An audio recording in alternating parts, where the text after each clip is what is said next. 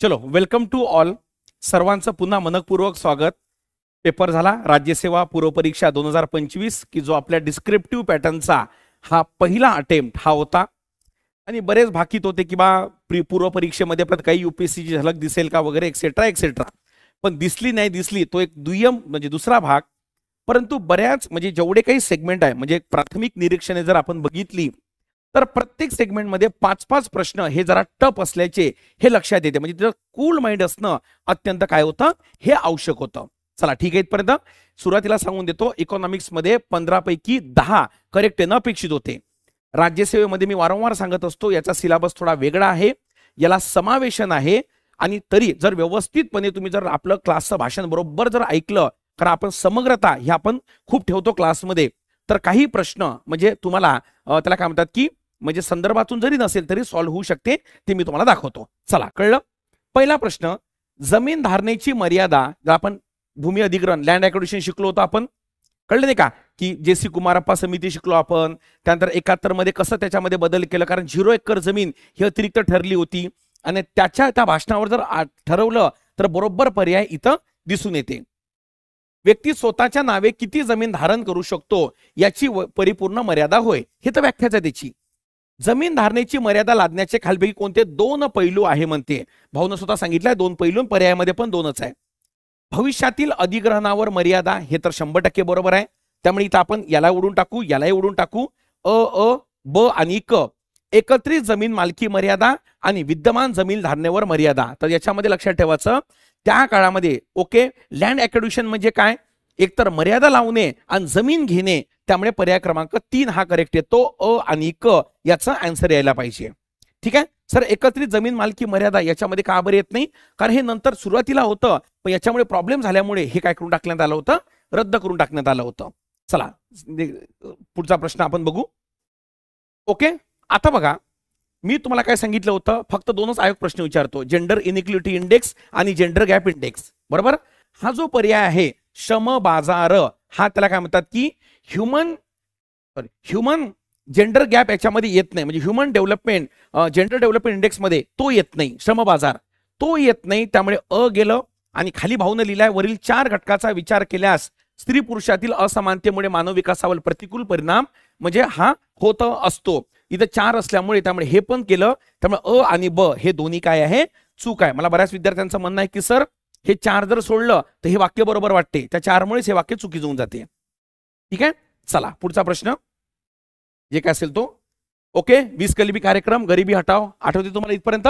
71 मध्ये आपण priority sector landing शिकत असतो. अग्रक्रम क्षेत्र कर्ज पुरवठा, गरिबी निर्मूलन हा पूर्ण अजेंडा असतो 71 नंतर इंदिरा गांधी मॅडमचा. त्यामुळे राहणीमानाच्या दर्जा सुधारणा करणे म्हणजे दारिद्र्यरेषेखालील लोकांना सहायता करणे, दोन्ही पर्याय हे एकच आहे. त्यामुळे आणि ब दोन्ही पर्याय हे बरोबर आहे. हा प्रश्न मी सांगतो आपल्या संदर्भातून ऍज इट इज प्रश्न राज्यसेवेचे तेवढे नसतात, कोणाचे नसतात, पण आपल्या अनालिस्टिकल जो आपला क्लास आहे त्यामधनं प्रश्न हे 100% आहे बरं का. 15 पैकी 10 ते 11 प्रश्न. ठीक आहे, चला पुढे पुढे जाऊ. आपण सविस्तर घेऊ आपण कत्री विश्लेषण. सेकंड बघा, फूड सिक्युरिटी 2024 आणि 25 सर्वात त्याला काय म्हणतात की हॉट हा मुद्दा आहे. हे विधेयक शहरी भागातील 50% आणि ग्रामीण भागातील 75%. कळलीपर्यंत दोन्हीला जर सरासरी काढली तर 67 पर्यंत येते. आणि 3 रुपये तांदूळ, 1 रुपया भरड धान्य आणि 2 रुपये प्रमाणे गहू उपलब्ध. आणि ब दोन्ही पर्याय काय याचे करेक्ट आहे. ठीक आहे, हा चुकायला नव्हता पाहिजे होता प्रश्न तुमचा. नेक्स्ट प्रश्न बघा, शाश्वत विकास संकल्पना. आता बघा हा प्रश्न, आता बघा रिओ संमेलनामध्ये पहिल्यांदा त्याचं नावच होतं सस्टेनेबल डेव्हलपमेंट कॉन्फरन्स, काही पुरांनी 92 लावलं असेल. ब्रटलँड कमिशनच्या आधारावर पहिल्यांदा आलं, काही पुरांनी 87 लावलं असेल. पण भाऊनं प्रश्न विचारला होता प्रथम प्रचलित, आपल्या नोट्समध्ये आहे बरं का हे सस्टेनेबल डेव्हलपमेंटच्या, इकडे बघून घ्या. तर आन्सर आहे 1980. इथं सिलेमिस्टिक होऊ शकते एक्झामच्या प्रेशरमध्ये, यात कुठेही दुमत नाही. ठीक आहे, चला त्यामुळे हे इथं आता हे भारी वाटते बरं का, पण तुम्हाला वारंवार म्हणतो की तो डिसिप्लिन मेंटेन होणं गरजेचं आहे. चला सेकंड बघा जे काय असेल ते 2020 मध्ये. आता बघा 20 मध्ये जाहीर करण्यात आलेल्या सस्टेनेबल डेव्हलपमेंट ओके लक्ष्य निर्देशांकामध्ये भारत कोणत्या स्थानावर आहे. आता 40 आणि 17 मध्ये तर भारत कुठं राहणारच नाही. ओके 117 आणि 125 बरोबर. मागच्या वर्षीचा जरी इंडेक्स बघितला तरी मिळता जुळता आकडा 117 वाटतो. ठीक आहे पर्यंत. त्यामुळे आन्सर पर्याय क्रमांक 1 इज अ करेक्ट. कसं हे मागच्या वर्षीच्या वर आधारावर घेऊन राहिलो बरं का इंडेक्सची स्वतंत्रपणे पीडीएफ ही टेलिग्रामवर ऑलरेडी पोस्ट केलेली आहे, त्यामधनं प्रश्न आहे, एक वेळा बघून घ्या. ऍक्च्युली पीपीटी बनवायला कोणी नव्हतं म्हणून ते रेफरन्स मी काही यात दिलेले नाहीये ते. ठीक आहे, चला सेकंड प्रश्न. फक्त उत्पादनात होणारी वाढ म्हणजे आर्थिक वृद्धी होय हे विधान ओके किडलबर्गर ओके यांचं हे विधान आहे. याचा सोर्स एकच आहे, पेपर झाल्यानंतर सर्च करा, बाकी यांचा कोणता सोर्स नाही आहे. कुणी किती म्हणत असेल हे इथं हे तिथं नाही आहे, सरळ सरळ आहे, जे आहे ते आहे. फक्त गोरवाला याचा आन्सर येऊ शकत नाही. ओके शुम्पेटर याचं म्हणजे आन्सर ओळखीचं जर म्हणतो म्हटलं तर ओळखीचे हे तिन्ही आहे. ओळखीचं एलिमिनेशन जातो म्हटलं तर पर्याय क्रमांक 4 येते, पण 4 नाही, आन्सर याचं 2 आहे. खाली बघा हा प्रश्न. भारतीय अर्थव्यवस्था खाली विधान विचार घेऊन योग्य पर्याय निवडा.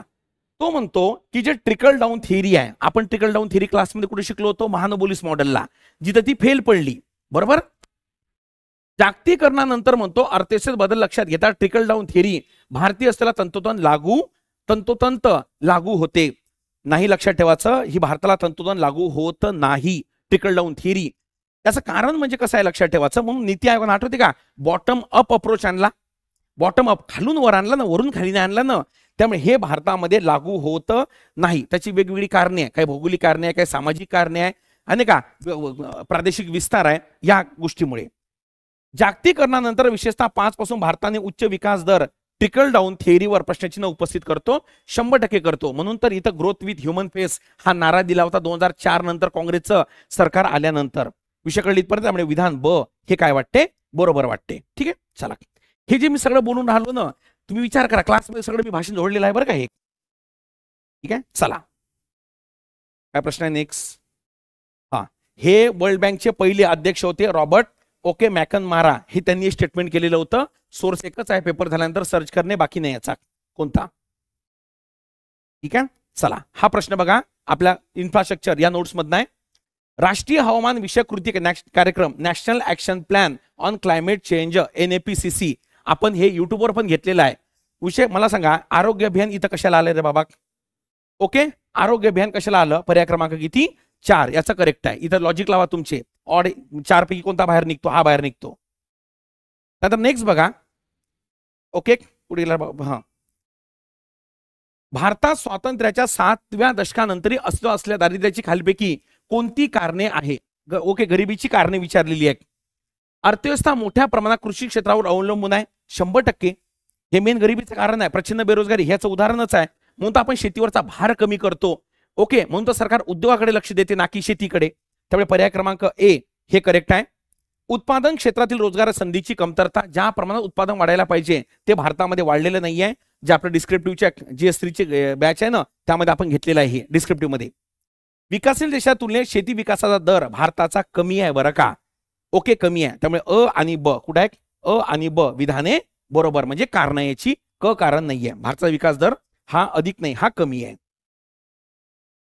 सेकंड क्वेश्चन, ज्याला आपण म्हणतो इंटिग्रेटेड चाइल्ड डेव्हलपमेंट प्रोग्राम, एकात्मिक okay integrated child development programme ICDS anganwadi कार्यक्रम, बरोबर नाही का. नोट्स मध्ये आहे पायाभूत सुविधा, एक वेळा बघून घ्या. पोषण आहार कार्यक्रम, आरोग्य तपासणी, त्यामुळे अ आणि ब तर हे येणार. आता बऱ्याच लोकांचं मला म्हणणं होतं सर कामगार प्रशिक्षण, तर त्या अंगणवाडी ताईला प्रशिक्षण दिल्या जाते ना. आता इथं कामगार प्रशिक्षण म्हणजे इथं समजा जर तिथं आशा वर्कर दिलं असतं तर हे करेक्ट वाटलं असतं मला बरं का. आशा वर्कर, इथं कामगार प्रशिक्षण म्हणजे याचा अर्थ काय, मी काय काढतो की बाबा स्किल डेव्हलपमेंट केल्या जाते, पण ती इथं केल्या जात नाही. त्यामुळे मग याचा आन्सर अ आणि काय असेल, ब असेल. तुम्ही लॉजिक काय लावून राहिले, सध्या आशा वर्करला म्हणजे ती ताई असते ना अंगणवाडीची, तिला ट्रेन करतात, मग त्याचा आन्सर अ ब क येते. पण आयोगाचा सेन्स तसा असला पाहिजे, हे माझं म्हणणं आहे. हे आपल्या याच्यामध्ये आहे, कशामध्ये, इन्फ्रास्ट्रक्चर नोट्स मध्ये आहे. पुढे गेला. हा प्रश्न बघायला जरा खतरनाक आहे. 11च्या जनगणनेनुसार 2011 मध्ये देशातील एकूण शहरी लोकसंख्येपैकी 13% लोकसंख्या खालीपैकी कोणत्या शहरात राहत होती म्हणते. त्याचा आन्सर लक्षात ठेवायचा, चेन्नई सोडून मुंबई, कलकत्ता आणि दिल्ली. अ क आणि ड पर्याय क्रमांक 2 त्याचं काय उत्तर आहे. कन्फ्यूज करायला अ आणि ड सुद्धा इथं दिलेलं होतं, हे ए नाही पण ते 3 आहे. चला नेक्स्ट क्वेश्चन, मला वाटते हे तर 17.5 हे तर ऑल टाइम हिट आहे. ओके, जॉग्राफी मध्ये पण आहे आणि इथं पण आहे, त्यामुळे काही प्रॉब्लेम नाही तो. हा प्रश्न बघा, तुम्हाला काय म्हटलं होतं, फक्त धोरणं करा, विषय जमून जाते. राष्ट्रीय लोकसंख्या धोरण मला सांगा 2050 आहे की 2045 आहे? विषय कळली इथपर्यंत? 30% हे मृत्यू दर असं होत नाही. त्यामुळे ए उडालं, ए उडालं, ए उडालं, ए उडालं. पर्याय क्रमांक 4 इज अ करेक्ट. असं पण आन्सर करेक्ट होऊ शकते. हे नोट्स मधनच आहे, आपल्या काळजी करायचं काम नाही ते. 15 पैकी 10 प्रश्न आहे एवढ्या याच्यामध्ये. ठीक आहे, चला सायन्स तुम्हाला माहिती आहे मला काहीच येत नाही, त्यामुळे सोडून देऊ याला. तर या प्रकारे इकॉनॉमिक्सचे प्रथम दर्शनी हे होते. व्यवस्थित जर लेक्चर केले असेल, कारण तुम्हाला माहिती असेल मी पीपीटी वाचून दाखवत नाही, खूप अनालिसिस करतो आपण, त्यामुळे जर व्यवस्थित शांतपणे जर केलं तर या कंडिशन मध्ये पण 10 ते 11 प्रश्न करेक्ट येणं अपेक्षित आहे. ठीक आहे, बाकी विषयाचं लवकरच आपण पॉलिटी आणि करंट अफेअरचं विश्लेषण घेऊ आपण ते. Okay, thank you.